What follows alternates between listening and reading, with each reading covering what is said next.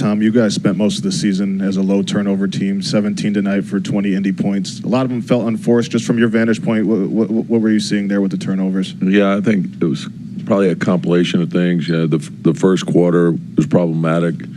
That set the tone for the game, giving up 43 points, and then you turn it over against them, particularly the live ball turnovers. You're fueling, transition game. And we started slowly, and then we fought back, but we didn't close the half well. The last minute and a half, it wasn't good.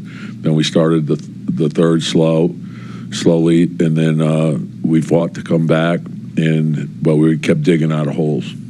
Tom, it seemed like you guys found something defensively in Game 3. Today, it seemed like every time you guys made a run, just couldn't get the stop. And I think, like you said, 43 in the first quarter. What did you see defensively that wasn't working? Well, we knew it was going to be a fast game, so the priority was, defensive transition to get set, but we hurt ourselves with our turnovers, putting them in the open floor. Tom, that was what I wanted to ask about, is that you and the players obviously have talked all postseason about the importance of 48 minutes.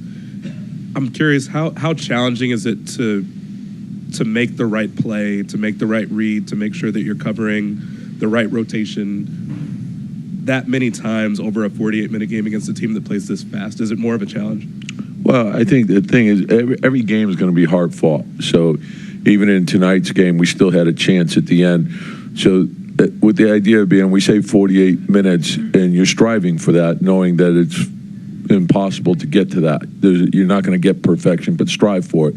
Fight to win every possession. That matters. And you don't know which possession makes the difference between winning and losing in the end, but each possession is critical. So, and at the end, you obviously want to make more winning plays than they do, and we haven't done that. So, but that being said, it's get ready for the next game. So we'll look at the film, make our corrections, and just lock into what we have to do for the next game. Tonight, what do you think of the way Mikal played against Haliburton? Yeah, and it's not just Haliburton's a great player, and you don't guard great players in this league individually. It's your entire team, and if one guy's not doing their job, everyone's going to look bad, and so.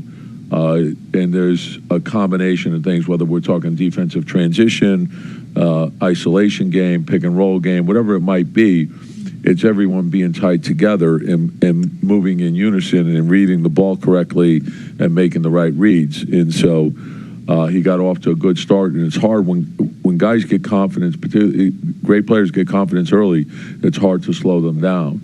So I thought the urgency to start the game and giving up the transition baskets, that hurts you because that gives players confidence, and then your job becomes much more difficult. Tom, transition aside, Haliburton, it seemed like even in the half court, he was kind of able to just get to his spots in pick and roll or an ISO or wherever else. Why do you feel like he was able to get there? What do you feel like defensively you guys could have done to make it more difficult? We tried giving them different looks, so we had to just do it better. And we'll take a look at the film, make some adjustments, and go from there. Tom, you were talking about the turnovers. I know Josh, I believe he had 5, and he was in there for most of the fourth. What were you looking for from him there, and what did you think of his game? Yeah, just, the hustle, like making defensive transition, getting more continuity into the offense, so I thought, we scored 120 points. That's plenty of points, but our defense wasn't good enough. The rebounding was good enough, but the defense and our turnovers probably hurt us. Tom, it seemed like they had a lot of straight line drives, that the paint was wide open. Was that a matter of trying to defend the three more, or what did you see that? Yeah, and again, it's you're not guarding the ball individually, so you have to be in the gaps, and you also got to read whether the drive is a penetrating drive or a flat drive, and everyone's got to be tied together. So if we're giving gaps up, there's going to be seams, and so we have to do better at that.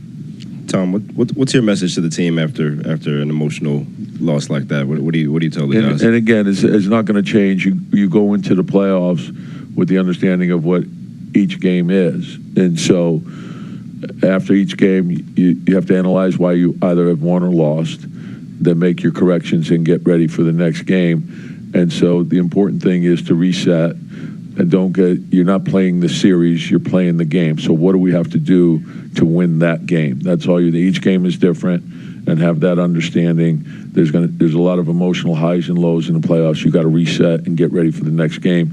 And hopefully you've built that habit throughout the course of the year of understanding how important each game is, each quarter is, every play, how important that is as well.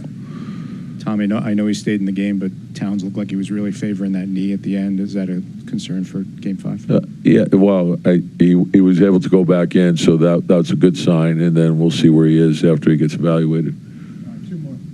Tom, with the new starting unit, there was a big run to start the second half. Just what did you see from those five on the court together? Yeah, and there's obviously some good, but also things that we have to do a lot better. So I didn't think we really.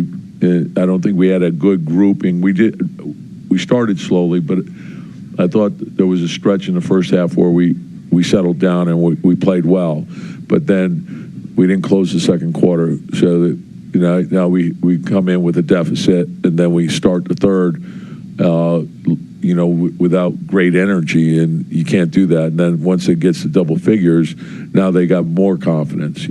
So we got to make sure that we play with the proper approach and intensity and force, and be connected. Tom, when Josh fouled out, you went to Landry. Why'd you choose him? Just we wanted some more shooting, just to see if we can get some more threes up. Over Deuce? Yeah, just a little more size. Yep.